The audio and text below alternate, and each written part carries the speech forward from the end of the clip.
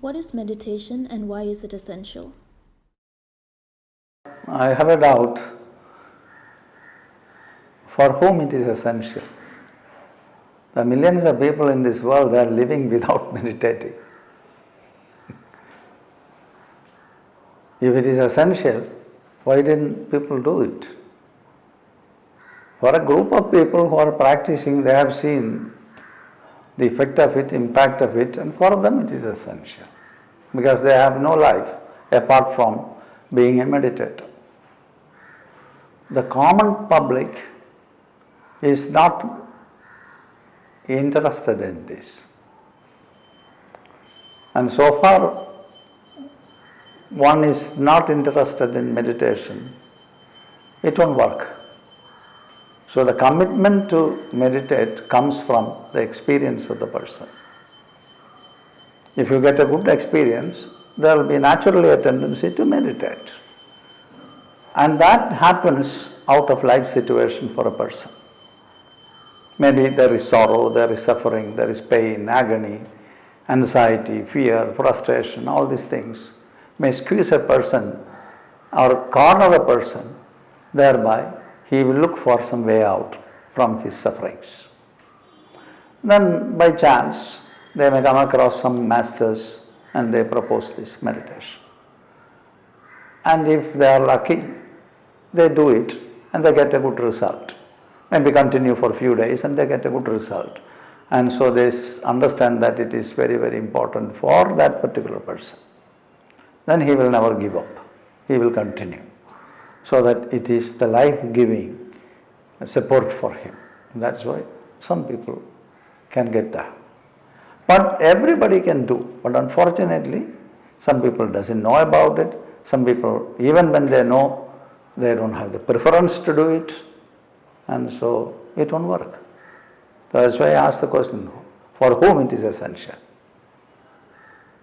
For the one who got some benefit out of it by practicing, they understand that this is very, very important, without which my life will have a completely different quality, and that quality is not what those kind of people are looking for. They will do. Then what is meditation? Meditation, according to the yogic system, as defined by Patanjali, Patanjali is the master of yoga, and he is the father of yoga who made the yoga philosophy. He has a clean definition of meditation. Allowing the mind to flow to the point of attention continuously for a long period of time without effort is called meditation.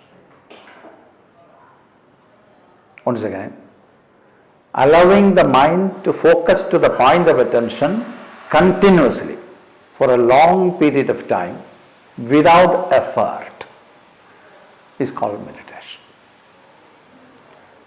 Normally our mind is a scattered mind because we are interested in so many things.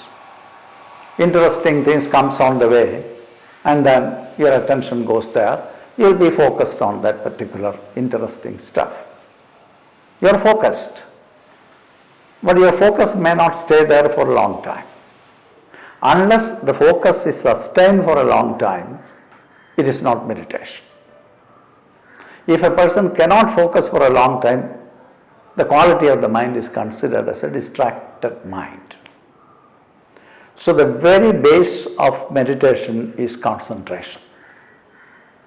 For concentration, you need certain quality of life. Concentration itself is a quality, and that quality comes to a person from his life situation. He is generally calm, not big distraction in the mind. When the mind is not very distracted, certainly that kind of people can focus for a time. Whereas there are distracted people, kshipta, vikshipta, mudha, ekagra and niruddha. There are 5 different patterns of mind working in human beings. It is the interpretation of Vyasa on Patanjali's Yoga Sutra.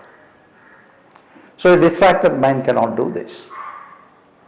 Only concentrated mind can enter into meditation. So for that, what one has to do, he has to set up his life in a way that he can keep his mind on focus.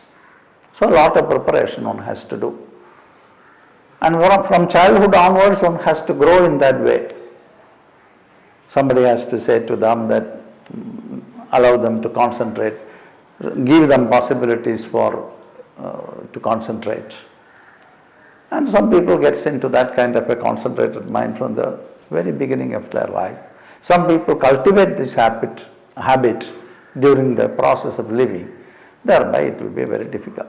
It will be very easier for them to concentrate. That's the essential base of meditation, a concentrated mind. And then there are certain minds which can even shut down all the other things other than what you are concentrating. There are certain quality of mind that they are not interested in any other thing other than what they are focusing. Shutting down all the rest of the things. This is called niruddha mind. And if a person has such a mind, it's so easy for him to meditate. All these things are coming from the social conditioning, where the person is born, how he was brought up. So the whole society, the whole world that is around the person is supporting him to become a meditator. And then at a certain point, he gets the need and then he can easily start meditating. But everybody has this possibility when they were born. When a child is born, the child has this tremendous focus in understanding what he is looking at. Every child has this. Then during the process of living, this focus has gone by distractions by the society, conditionings by the society. They lost this focus. And then such a person who lost focusing needs to be put back into focus. And when it happens, he has the preparation to get into meditation, allowing the mind to focus to the point of attention continuously for a long period of time without effort. And that's the part. Effortless existence with focus is meditation. You are focusing on something effortlessly. If effort is there, you are doing some very strong thing to refocus. Maybe a practitioner may do in the beginning years when the distraction tendencies are coming, he tries to refocus, and finally it becomes easier for a person to focus. Long time, without effort, then he is in meditation. Why he is meditating? Because the meditator wants to know what he is meditating upon. The idea of meditation is to know. There is no other idea. The only idea behind the meditation is to know. How can a person know? He has to come closer to the object, or an idea, or a thing, or a vision, or some projections of something. If you wanted to know that, you have to come closer and closer to it. How can a person come closer and closer to something? If the distracting tendencies are coming on the way, he is distracted, he is not to the point, or a clean point of attention to the object which he wants to understand. So when a person can focus to the point of attention, that means the focused point, he is looking, thereby all the rest of the activities of the mind settles, except the focusing. When the mind is continuously in focus, as there is no other thing happening in his mind, and only the object is there before him, he understands the object. He has come closer to the object. When he becomes the object and not separate from the object, he starts to feel the object. It's not an intellectual understanding. all the heaviness which the person is keeping to keep up his identities and his individuation is lost for the time being, that he is free and he feels he is the object. This is called integration, the higher state of meditation. When he becomes one with the object, he understands the object fully based on feelings, not based on intellect. And then he feels the object. He is not different from the object. He is the object.